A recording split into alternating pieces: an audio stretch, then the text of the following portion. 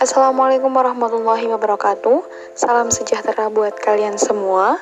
Kami dari kelompok 4 akan sedikit melanjutkan pembahasan selanjutnya di mata kuliah Sumber dan Jasa Informasi dengan judul Bahan Rujukan yang memberikan informasi mengenai terbitan pemerintah, terbitan badan-badan internasional, paten, standar, dan laporan. Kelompok 4 ini terdiri dari Mufidah Nurin Febrianti, Yunita Dwi Lestari, Ajrun Azim Al-Asal, Imam Mujib, dan Zulfa Izumi.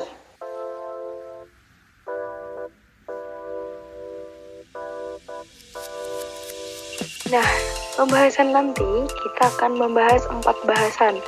Yang pertama nanti ada terbitan pemerintah, dilanjut dengan terbitan badan-badan internasional, kemudian ada paten, dan yang terakhir nanti ada standar dan laporan.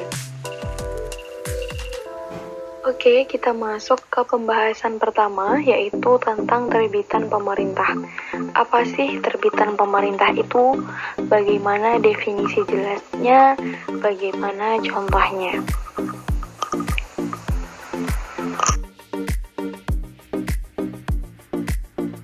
Jadi, buku rujukan terbitan pemerintah merupakan publikasi atau bahan pustaka yang diterbitkan melalui lembaga resmi oleh pemerintah. Nah, buku rujukan itu nanti berisi tentang informasi mengenai pemerintahan, peraturan-peraturan, atau perundang-undangan. Bisa juga nanti diisi oleh pengumuman resmi pemerintahan.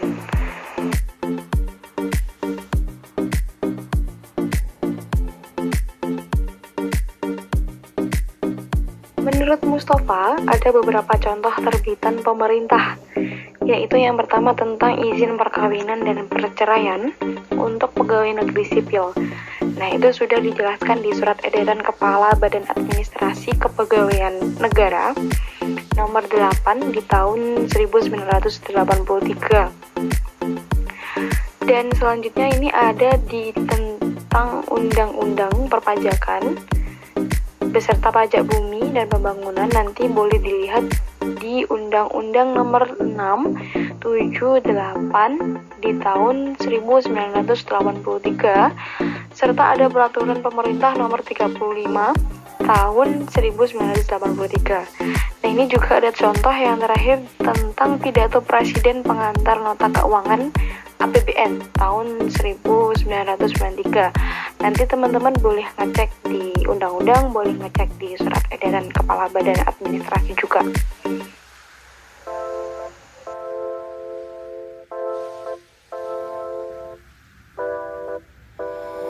Selanjutnya kita akan membahas ciri umum terbitan pemerintah.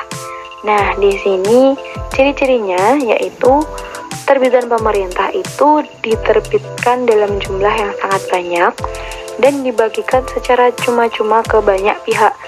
Nah, ini pihak ini yang dimaksud adalah pihak seperti pemerintah kantor pusat, pemerintah daerah, atau kantor cabang. Dan dari pemerintah kantor pusat, daerah maupun cabang itu bisa membagikan kepada pihak-pihak selanjutnya.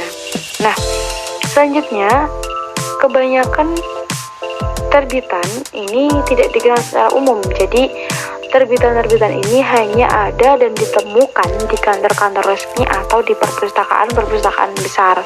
Jadi kalian nanti kalau mau cari terbitan pemerintah nanti bisa dicari di kantor-kantor resmi atau perpustakaan besar.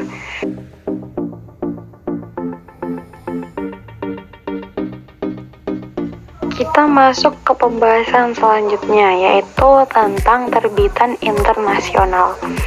Apa sih terbitan internasional itu? Jadi, terbitan internasional merupakan dokumen-dokumen yang diterbitkan oleh badan internasional seperti PBB dan bagian-bagiannya, Bank Dunia, kedutaan-kedutaan negara, sahabat atau lembaga swadaya masyarakat yang bergerak pada mancanegara. Jadi, dokumen itu diterbitkan oleh orang-orang internasional, begitu.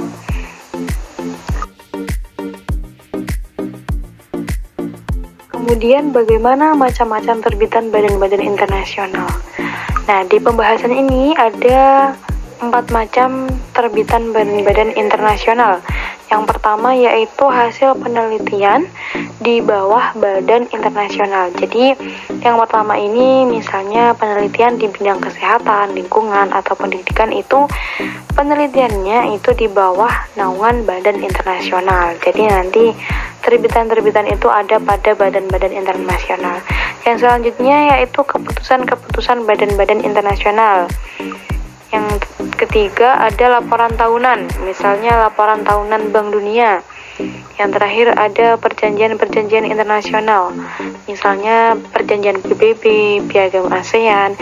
Itu nanti semua terbitannya ada pada terbitan badan-badan internasional.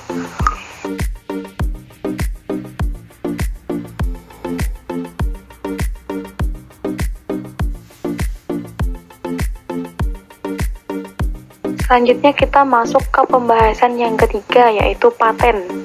Apa sih paten itu?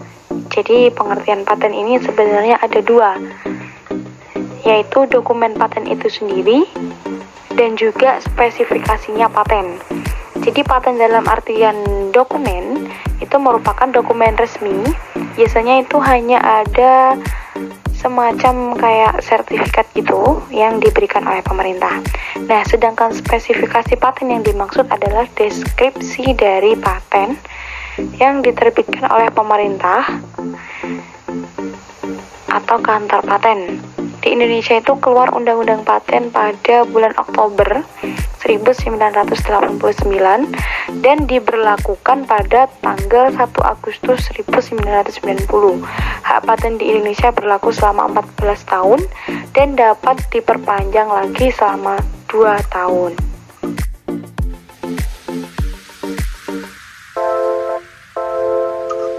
Selanjutnya kita masuk ke pembahasan terakhir, yaitu tentang standar dan laporan. Apa sih standar itu? Jadi standar itu dalam setiap negara biasanya memiliki organisasi yang mengurusi standar. Nah, standar sendiri merupakan aturan-aturan formal yang dapat diaplikasikan pada semua sektor industri dan perdagangan, yang meliputi tes, istilah-istilah, definisi, simbol, spesifikasi konstruksi dan tampilan atau performs, kode-kode aturan, dan lain-lain yang bersifat teknis.